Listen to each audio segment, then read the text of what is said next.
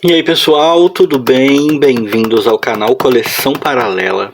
Eu sou o Rodrigo e bem-vindos a outro vídeo da nossa pequena série de segunda sobre a minha coleção do Fantasma, sobre as edições do Fantasma que eu tenho e que eu gosto muito e que eu aproveito para fazer um pequeno paralelo entre o Fantasma de ontem e o Fantasma mais atual, vamos dizer assim. Eu e o meu amigo Mestre do Terror, sempre aqui presente, estamos sempre atentos e sempre temos muito prazer em falar desses nossos personagens queridos, principalmente quando se trata do Fantasma. E hoje eu escolhi, no Fantasma de ontem, vamos dizer assim, essa edição maravilhosa aqui, né, que se trata dos bebês do Fantasma. No outro vídeo aí a gente falou sobre o casamento do Fantasma e agora o Fantasma mostrou que o casamento foi de verdade, né? Que ele não tava pra brincadeira não e produziu logo 2 crianças. O Fantasma é literalmente foda. E no Fantasma de hoje nós temos 2 histórias bastante curiosas. O Culto do Fantasma e o Homem de 6 Dedos. É o Fantasma em sua essência e em sua glória. O Fantasma é um desses personagens do qual a gente se sente muito familiar, a gente se sente muito próximo. A gente acompanha mesmo a evolução do cara, né? Eu diria que foi um dos primeiros personagens do universo dos quadrinhos que nos trouxe essa possibilidade de realmente acompanhar, de ver ele casar, ver ele amadurecer, casar, ter filhos, né? Ver o desenvolvimento desses filhos também, até certo ponto pelo menos, que é uma coisa que, embora já não seja exatamente nova no universo dos quadrinhos, não é assim uma coisa também tão comum, e principalmente não era tão comum na época em que essa edição aqui foi publicada, né? Hoje em dia é um pouco mais comum, é um pouco mais chover no molhado, a gente acompanha aí a história de muitos personagens, às vezes acompanha até demais, eu sempre falo, eu me desgostei dos quadrinhos de hoje em dia, porque eles parecem um dramalhão mexicano, cheio de sofrimento, de casamentos desfeitos, de lacração e o caramba, eu não tenho paciência para esse tipo de coisa. Então, houve uma ideia de desenvolver esse lado mais humano e em alguns personagens a gente, né, acompanha a sua vida, namoro, casamento que se desfaz, filhos e essas coisas todas. Mas mesmo nesses casos, na maioria deles, principalmente quando são de origens das grandes editoras, da Marvel, da DC, são coisas que muitas vezes ou são muito pueris, ou como eu disse, dramalhonas demais. O Fantasma mantém sua essência de simplicidade e lógica, né? Faz todo sentido que ele case, faz todo sentido que ele tenha filhos, até porque ele precisa de uma descendência. Por alguma razão, pelo menos para mim, parece mais crível crer no casamento do Fantasma e nos filhos do Fantasma do que no casamento do Homem-Aranha, por exemplo. Mas vamos começar falando, mais uma vez meio trocado, por essa edição aqui, a Fantasma número 5 da Mitos, né? Que são as edições do Fantasma mais moderninhas que eu tenho e que eu tô lendo no momento. Como vocês sabem, comprei recentemente aí pela Mitos, no meu período de férias, e tô lendo aos poucos. Tô gostando bastante, são edições que trazem um material sueco, não é? É um material produzido na Suécia.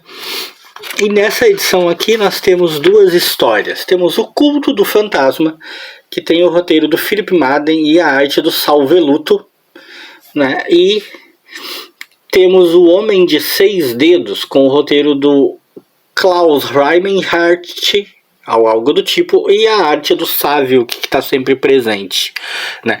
A história do Culto do Fantasma é uma história até interessante, porque ela a princípio nos faz pensar que nós vamos acompanhar algum povo, alguma seita primitiva que escolheu o fantasma como seu símbolo e passou a cultuá-lo, e com certeza de maneira, né, que o herói não gostaria e ia cometer alguma coisa muito errada. Mas no final das contas você descobre que a coisa é ainda pior, que o culto do fantasma é só uma desculpa para uma pessoa, para uma terrorista poder usar o medo que o fantasma gera, o respeito que ele gera, principalmente nos nativos, para criar um exército terrorista com o qual ela pretende, principalmente, vingar o seu pai, que também era terrorista.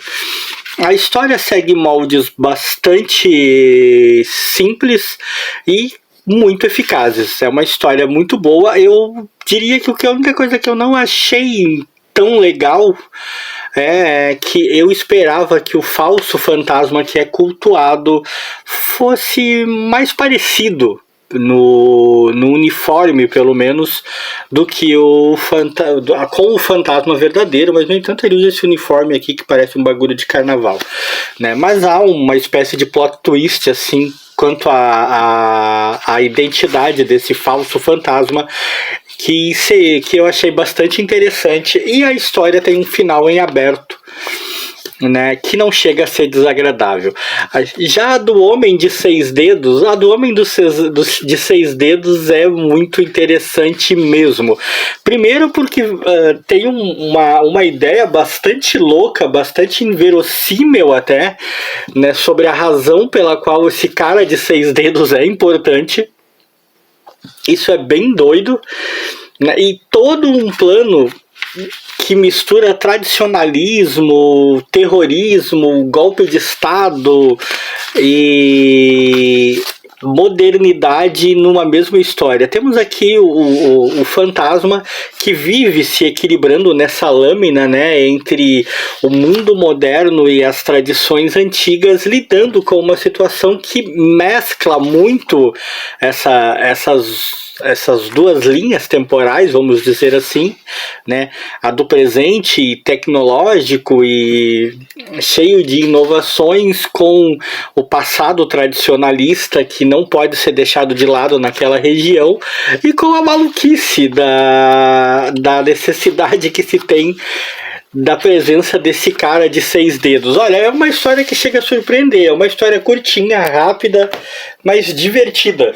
Eu curti bastante, recomendo. E aí, nessa ediçãozinha aqui, que foi publicada pela RGE em 1979, se não me engano, julho de 79, nós temos nada mais, nada menos do que Os Bebês do Fantasma, né?